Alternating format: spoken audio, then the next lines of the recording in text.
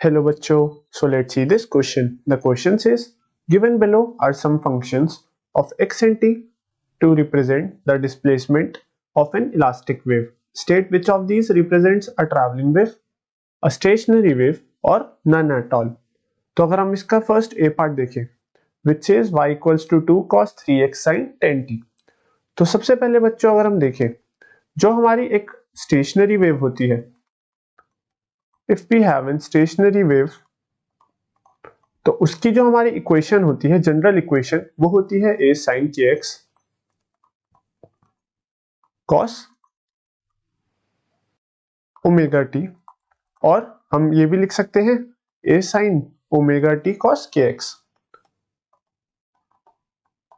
हमारी जो general equation होती है can be represented by any of these equations for the stationary wave and for travelling wave. जो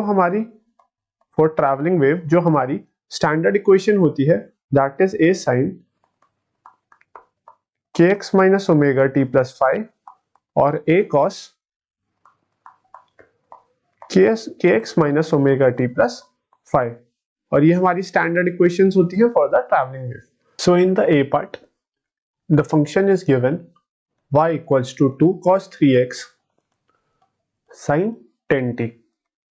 तो बच्चों देखिए, अगर हम इस वाली इक्वेशन को कंपेयर करें हमारी स्टेशनरी वेव इक्वेशन से which is cos 3x, so basically हमारी cos वाली टर्म है इन टर्म्स ऑफ x, तो अगर हम इस वाली इक्वेशन से हम अपनी इस वाली ए पार्ट वाली इक्वेशन को कंपेयर करें, so we can say that कि जो हमारी ये वाली टर्म है this equation represents a cos kx sin omega t। तो इस वाली इक्वेशन को ये हमारी ऑन कंपेयरिंग इस वाली इक्वेशन से मैच करती है, hence we can say that, and this equation represents a standing wave equation. This is our standing wave equation, hence we can say that our a part here is a standing wave equation also. So we can say this function of y, this function represents a standing wave, represents a standing wave, क्योंकि on comparing हमारी ये दोनों equation basically same है। So we can say that this function represents a standing wave equation. अगर हम इस question का B part देखें, तो इन द बी पार्ट हमारा फंक्शन है y equals to 2 root x minus v t. Okay, तो देखिए बच्चों, कोई भी हमारी एक equation, wave equation, travelling wave equation तब होती है जब वो कंटिन्यूअस होती है, और यू कैन से उसकी हमारी एक फाइनाइट वैल्यू होती है for all values of x and t। So for all values of x and t, for all values of x comma t, our y is finite and continuous everywhere.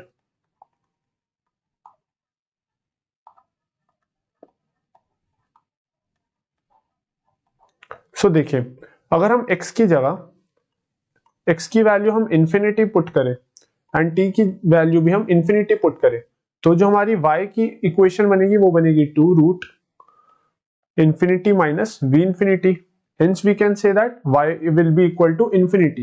So यहां से जो हमारा y है that is not converging to a finite value, so we can say that this is neither a standing wave equation, this is neither a standing wave equation nor a traveling wave equation,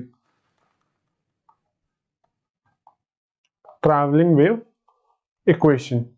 अगर हम इस question का C part देखें बच्चों, सो in the C part जो हमारी equation है that is 3 sin 5x minus 0.5t plus 4 cos 5x minus 0.5t।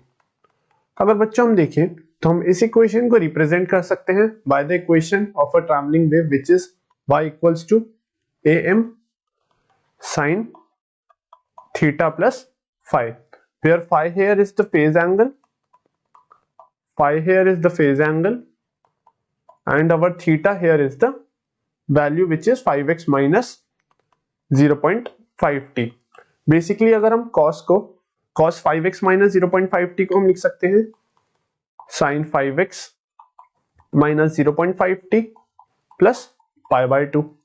हम इसको ऐसे लिख सकते हैं, हेंस हमारा by using trigonometry identity sin 5x minus 0.5t and sin 5x minus 0.5t plus π/2 can be written by this common equation of am sin theta plus phi। यहाँ पे हमारा थीटा हो गया 5x minus 0.5t, am यहाँ पे हमारा होगा the resultant amplitude for the superposition of these two traveling wave equations। So जो superposition होगा इन दोनों के एम्पलीट्यूड का, that will be equal to under root 3 square plus 4 square। So this will be equal to under root 25 which will gives us 5।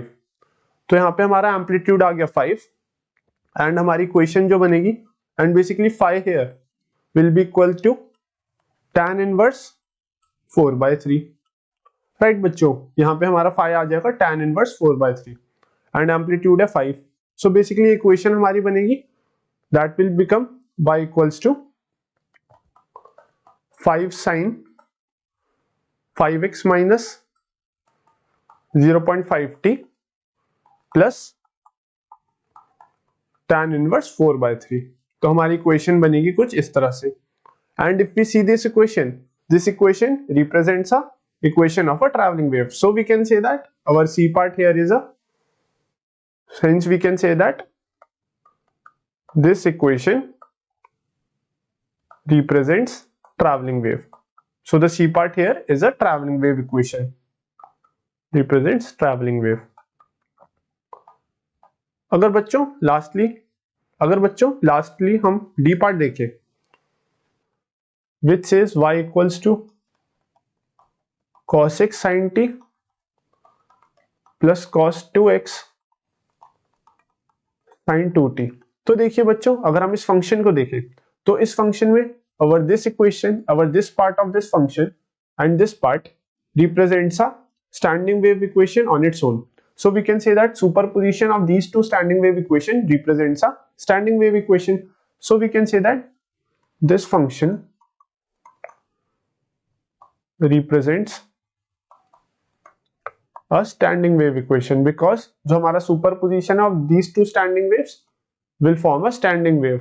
So we can say that this function represents a standing wave equation। So this will be the answer for the D part here। So I hope बच्चों you understand this question well and best of luck।